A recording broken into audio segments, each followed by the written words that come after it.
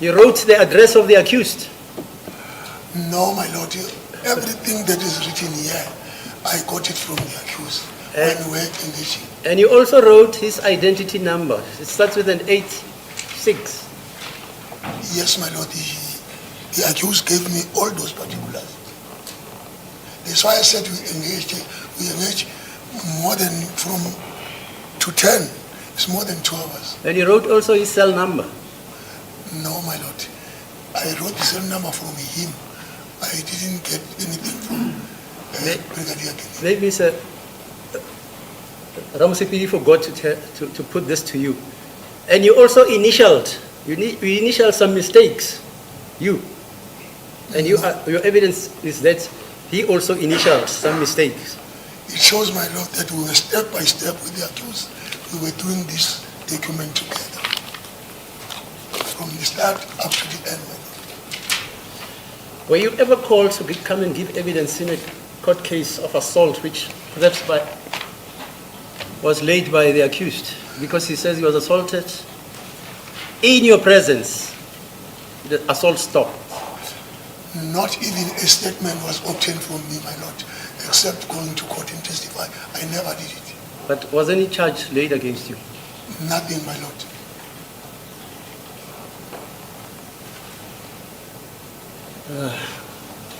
Manje-ke uyaphendula leyo ndlela-ke ukuthi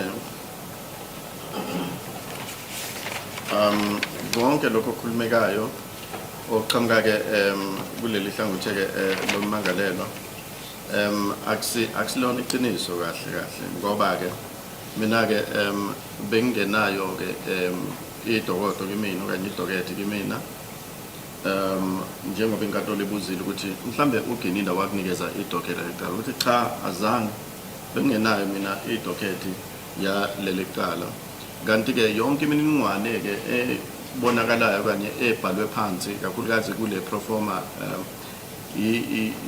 imininingwane eqhamuka kuye umsolwa nokuthi-ke i-ID number yakhe ne-ID number yakhe-ke iyona shuthi wanginikeza yona i-ID number yakhe futhi ne-cell number ngoba ivelela emaphepheni nje lawa engiwabhalile i-cell number enginikezwe nguye lona umsolwa nokuthi-ke kukhona la kwa-initialwa khona kulamaphepha ku-initialwa kanjena ngoba phela sihleli sonke ngiloko ngisebenzisana naye-ke ummangalelwa iyona nto eyenza ukuthi ngisho ukuthi sahlala ukusuka ngaleso sikhathi esengishilo ukufika ngaleso sikhathi-ke esesiqedile isikhathi esiningi esesihleli laphayana ngiloko ngithola-ke ulwazi olwaluqhamuka kuye ummangalelwa nokuthi-ke ushayiwe mina-ke azange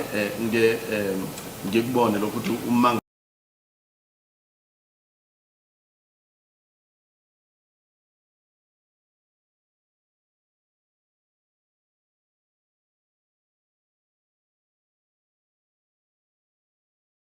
ushayiwe ngaleyo ndlela-ke isidingo sokuthi-ke ngenze istatement besingekho sokushawa kwakhe-ke ummangalelwa nganginommangalelwa ukusuka ekuqaleni siqala ukukhuluma mina naye ukufika ekugcineni-ke kwaleyo interview kanti-ke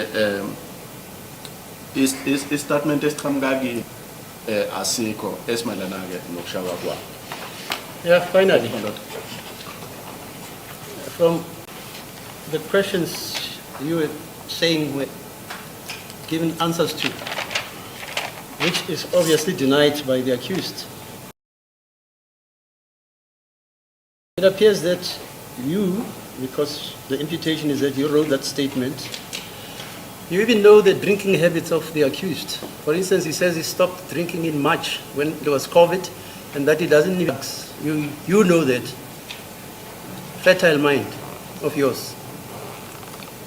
I got it from the accused himself. He is the one who was telling me all that, my lord.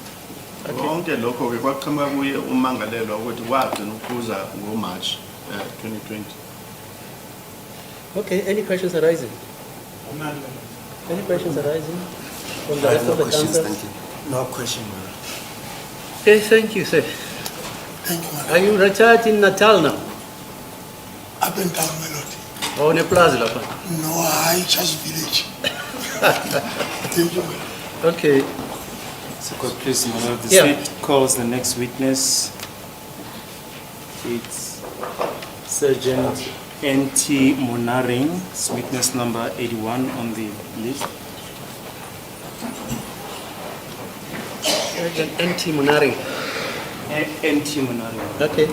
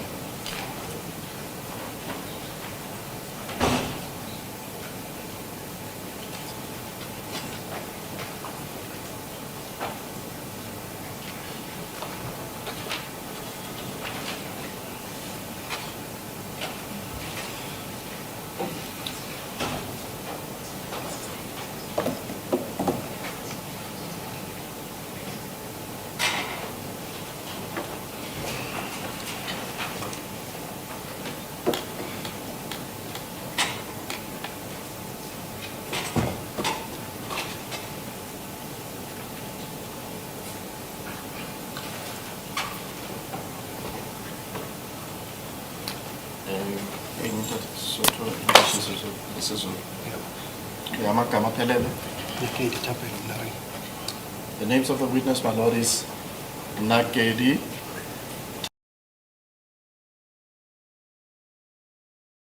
Tapelo Monare. Nakedi Tapelo Monare. Ngaba nenkinga yokuthi uthathe isifungo sokhuluma iqiniso. No objection in taking a prescribed oath, my lord. Uyafunga ke ukuthi ubufakazi ozokuthula kuyoba iqiniso lodwa, iqiniso liphelele. Uma ngabe kunjalo ke ungaphakamisa sokudla isandla because insize ekhuluma iqiniso. Witness sworn in, my lord. Yeah, right. For record purposes, the interpreter swears you in on my instruction, because I know I've read about a case where somebody made a point about the fact that the interpreter just went and swore in the witness without giving the instructions. Consequently, then the oath was not properly administered. I instruct normally the prosecutor to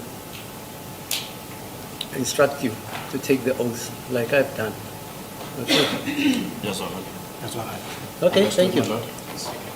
So, what is your occupation? Umsebenzi wakho? Metropolis officer, I'm a Metropolis officer. What is your rank? constable. I-rank yami ke ile yokuba u-constable.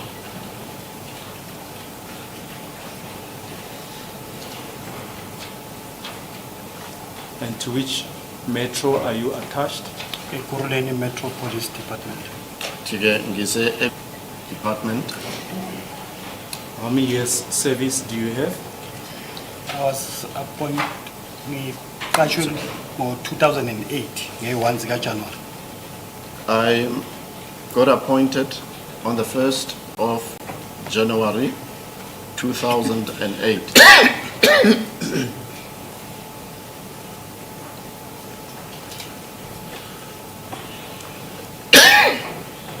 And where are you currently attached? Kuba manje ke usebenza kweliphi igatsha? VIP protection unit. I'm working for the VIP protection unit.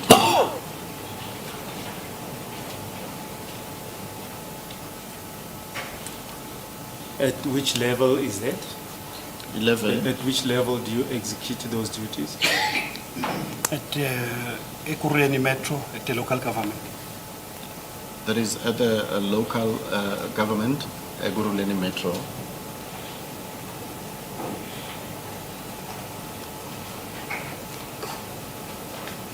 So who do you protect? Uvikela Oban. MMC of Finance in Ekurhuleni.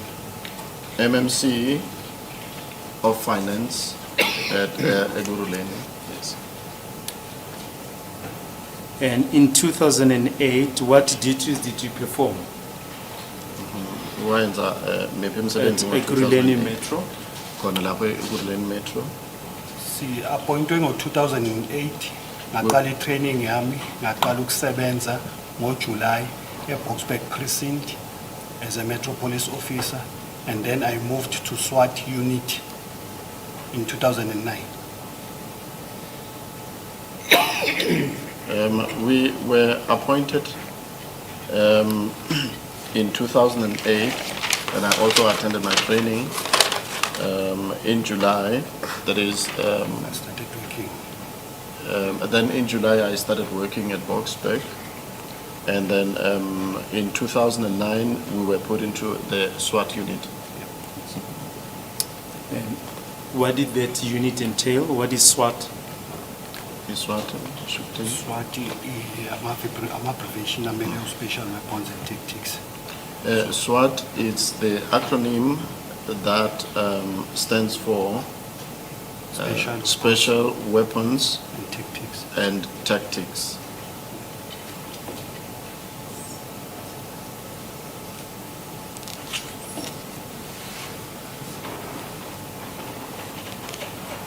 Do you know the investigating officer in this case, Brigadier Gininda? Yeah. Yes, I know him. Tinjamazi Brigadier Gininda, okuyena ke ophenya lelicala. How do you know him? Umazi kanjani? Ngimazi ngokomsebenzi kunama-escort ebesivamisa ukubasiza ngawo. I know him through my work. There are some escorts that we used to assist them with.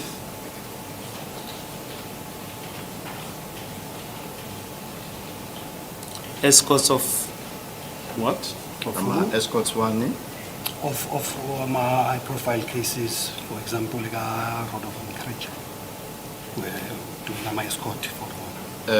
The escorts of the high-profile cases, for example, that of Kresha, we were doing the protection services for them or escorts for them.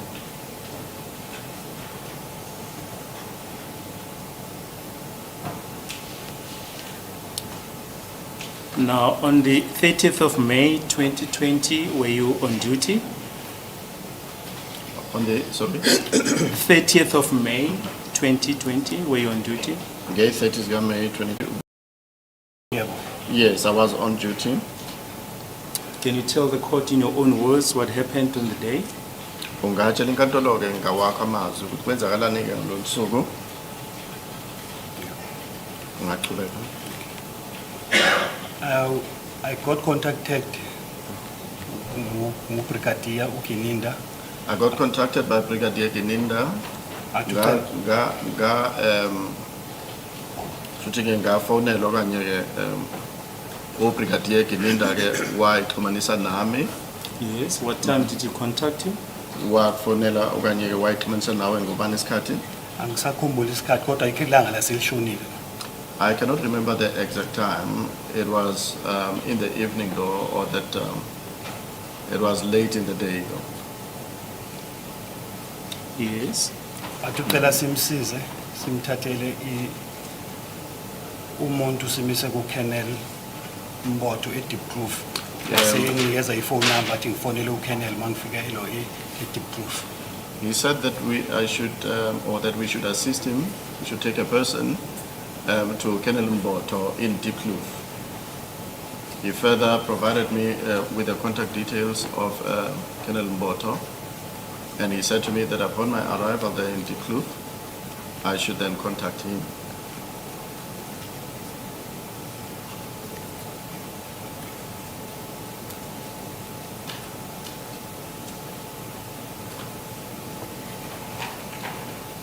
Yes.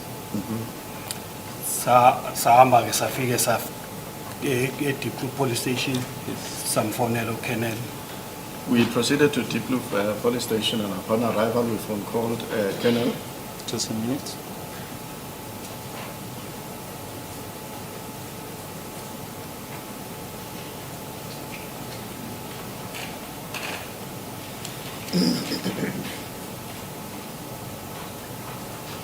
Now, after receiving this request from Brigadier Gininda, what happened? Where did you go to? Emva kokuthi ke uthole lesi isicelo esicengwe kuye ke uBrigadier Gininda, waya kuphi okanye naya kuphi? Oh, sasuka saya kuye ngiyacabanga samthola e-Eritin, provincial offices. We took off and went to him. I should think it was at Eraton. Where the office? Provincial office. That is our- national offices. Awabo ngibona wethu. I think it is their provincial or national offices, not our offices. Yes, and where is this place, Eraton? Eraton lena ikuphi? I-Eritin ngingasho ngithi ngase Southgate, not far from the Southgate Mall. I would say that it is in the vicinity of Southgate, not too far from Southgate Mall. Yes, what happened upon your arrival there? Kwenzakalani ke uma senifika lapho? Masifika ubrigadier wayesesinikeza umuntu wathi ucela simhambisele yena ku-Colonel Mboto, sifike sifonele u-Colonel Mboto simtshele ukuthi sithunywe uye. Upon our arrival, the brigadier then handed us a person and said to us that we should take that person to Colonel Mboto.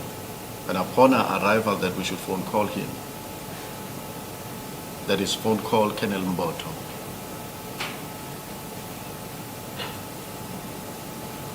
Do you know who this person was? Uyamazi ukuthi ubani lo muntu? Ngaleso sikhathi masimlanda. At that time when we were fetching him, Yes, or at any stage? ngabe nanoma kunini? No.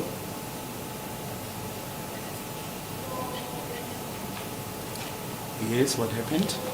Kwase kwenzakalani? Sase sisiya driver naye siya e-Diepkloof police station. We then ku-Colonel Mboto. drove together with him to Diepkloof police station to meet with Colonel Mboto.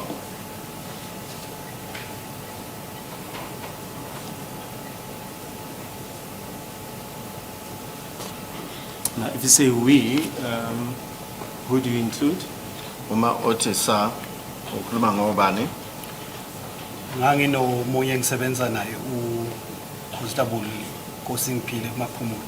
I was with my colleague or my crew, Constable Kosimphile Maphumulo. Constable Kosimphile Maphumulo.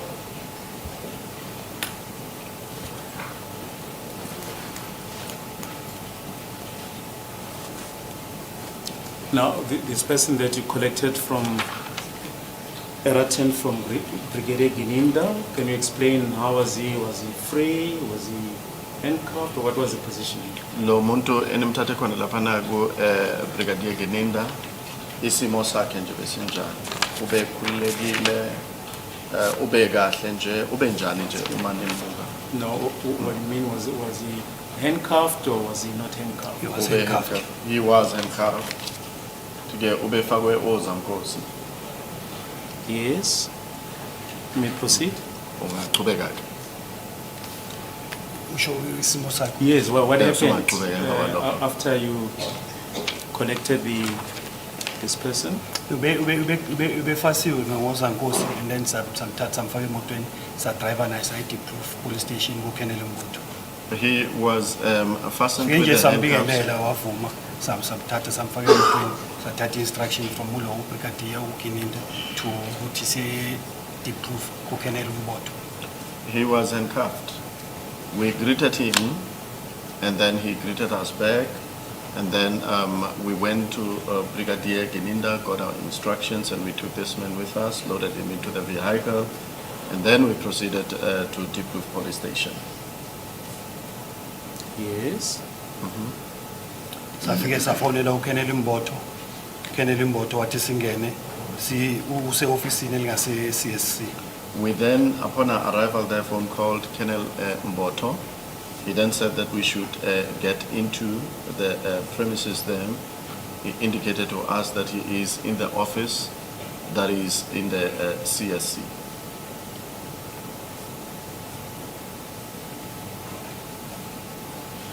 Yes. Safike ke sashiya ke ofisini uKolonel Mboto wakhuluma nami wangitshela ukuthi hayi singahlala ngaphandle uzositshela masebaqedile noma mayiseqedile. We got in and then left him in there with Colonel Mboto. He spoke with me And he said that we should just leave him here and we sit outside. He will then notify us after he is done.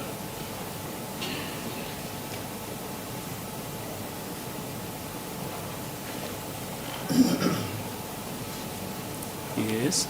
Sahlala isikhathi until uKennel azangifonele back noma angimfonele ukuthi hayi sesingabahamba ke singamthatha sibuyele kulo ubrigadier uGininda sekaqedile uzokhuluma nobrigadier.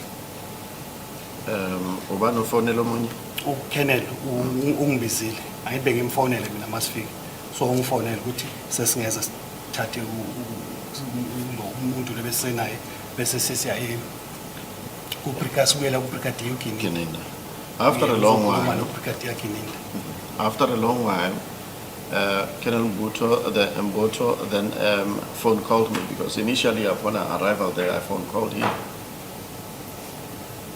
And then he was then able to phone me after he was finished with the suspect so that we could come and take the suspect back to Colonel Gininda or Brigadier Gininda.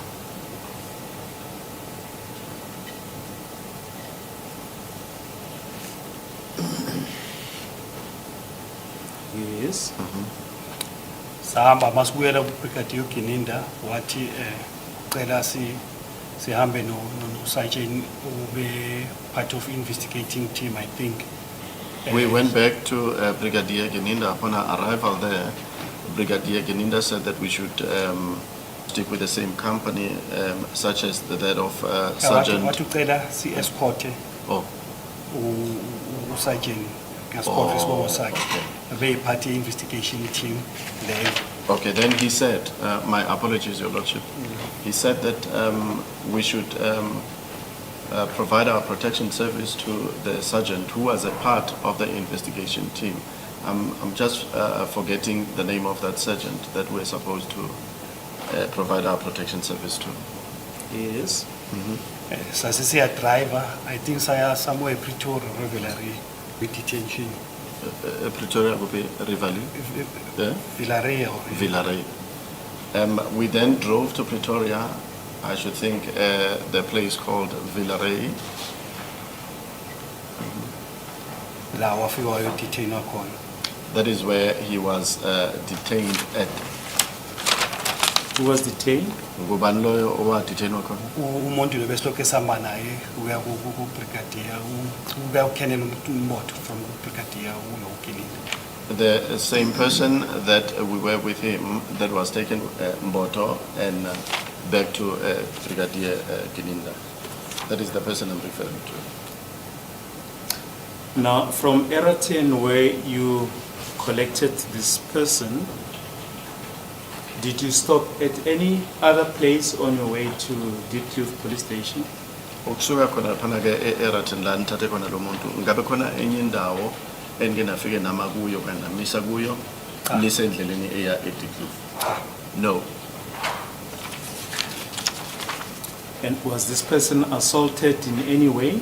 Lo muntu washawa ngabe Akukho mina ngakubona ukuthi ngalokho kwenzeka. I did Thina not sisuke naye